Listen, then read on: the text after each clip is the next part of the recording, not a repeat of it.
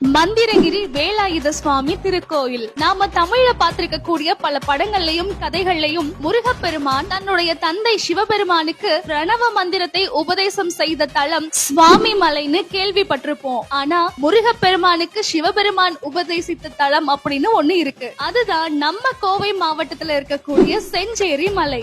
சூரனுடைய கொடுமைகளை தாங்கிக்க முடியாத தேவர்கள் சிவபெருமான் கிட்ட முறையிட சூரனை வதம் செய்வதற்காக தன்னுடைய நெற்றிக்கண்ணிலிருந்து முருகப்பெருமானை உருவாக்குகிறார் சிவபெருமான். சூரனை வதம் செய்யணும்னா முருகப்பெருமானுக்கு சிவபெருமான் சத்ரு சம்ஹார மந்திரத்தை உபதேசம் செய்யணும். அதுக்காக முருகப்பெருமான் சிவபெருமானை நினைச்சு கடும் தவம் இருக்கணும். அதுக்கான இடம் பூலோகத்துல எங்க இருக்குன்னு முருகப்பெருமான் தேடி பார்க்கும் போது சிவபெருமான் சொன்ன மாதிரியே 4 வேதங்களுக்கு இணையான கடம்ப மரமும் கங்கைக்கு நிகரான ஞான தீர்த்த சுனை நீரும் அங்கேயே தற்பையையும் கொஞ்ச தூரத்திலேயே சின்ன மலையில் சிவதீட்சை பெற்ற மகாவிஷ்ணுவும் ஒரே நேர்கோட்டில் இருக்கிறதால நாம கடும் தவம் செய்ய இந்த மலைதான் சரியான மலைன்னு செஞ்சேரி மலையை தேர்வு செய்யறாரு முருகப்பெருமான். பல ஆண்டு காலம் தவம் செய்து சிவபெருமான் கிட்ட இருந்து முருகப்பெருமான் சத்ரு சம்ஹார மந்திரத்தை வாங்கிக்கிட்டு சூரனை வெற்றிகரமா வதம் செய்யறாரு.